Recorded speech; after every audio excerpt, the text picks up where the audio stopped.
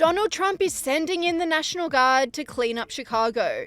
Yes, after the great success of the crime crackdown in Washington, D.C., President Donald Trump says he has an obligation to do the same in Chicago after a hellish few weeks of shootings and deaths. Mind up on Chicago, though? Well, we're going in. I didn't say when. We're going in. When you lose, look, I have an obligation. This isn't a political thing. I have an obligation. When we lose, when 20 people are killed over the last 2.5 weeks, and 75 are shot with bullets. So let me tell you a little story about a place called D.C., District of Columbia, right here where we are. It's now a safe zone. We have no crime. It's in such great shape. You can go and actually walk with your children, your wife, your husband. You can walk right down the middle of the street. You're not going to be shot, Peter. You're safe. But not everyone is happy about the impending crime crackdown. Illinois Governor J.B. Pritzker slammed the president for his hardline approach. We have reason to believe that the Trump administration has already begun staging the Texas National Guard for deployment in Illinois. I want to be very clear on this point, and I want to speak directly to the press right now. We know before anything has happened here that the Trump plan is to use any excuse to deploy armed military personnel to Chicago. If someone flings a sandwich at an ICE agent, Trump will try and go on TV and declare an emergency in Chicago. I'm imploring everyone, if and when that happens, do not take the bait. And the mayor had an unfortunate Freudian slip whilst attempting to slam Trump. Shootings will continue as long as this presidential administration continues to put politics over people. This Chicago resident slammed the mayor's opposition to federal help to clean up the city. Well, first of all, this has been a very violent weekend in the city of Chicago. As a matter of fact, the last several weekends in Chicago have been very violent. And so when Mayor Johnson stands there and talks about taking over the city and not letting troops come in, it's as opposed to what? As opposed to the high crime that is here, as opposed to the murders and the violence that's going on, as opposed to businesses being afraid to open their doors because they're constantly being robbed. What's the point in this? You know, the fact of the matter is this. Mayor Johnson has a dismal approval rating. And so going against President Trump probably in his mind seems like the right thing to do. He has never listened to the people and what we really want since he's been in office.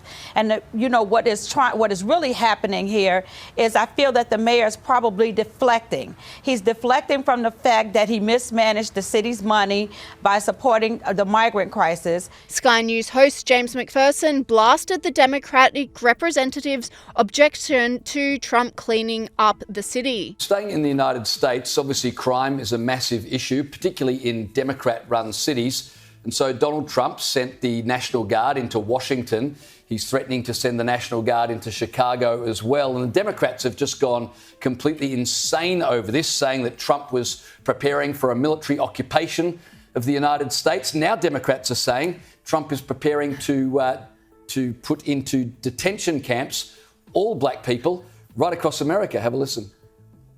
We believe that the National Guard and the military occupation is the first step into rounding black people up and putting them in detainment camps here in Washington, D.C. and around the United States of America. Seriously, not even Forrest Gump would believe that Trump is preparing to detain all black people, all black criminals, no doubt, and white ones as well. But all black people, no one is buying that. But the Democrats keep playing this race card.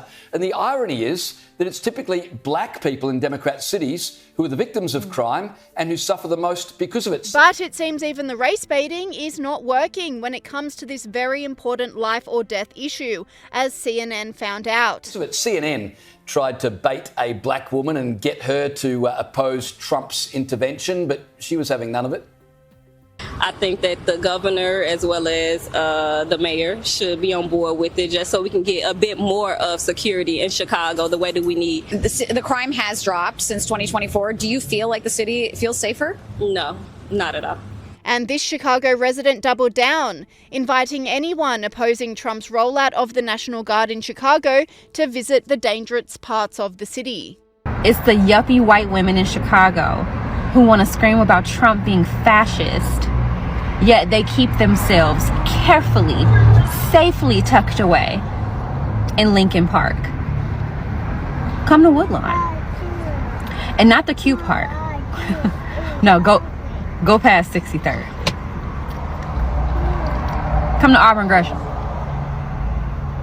Chatham. Inglewood. Get on your scooter there. And do it about 7 o'clock. Okay. If you're not going to do that, mind your business.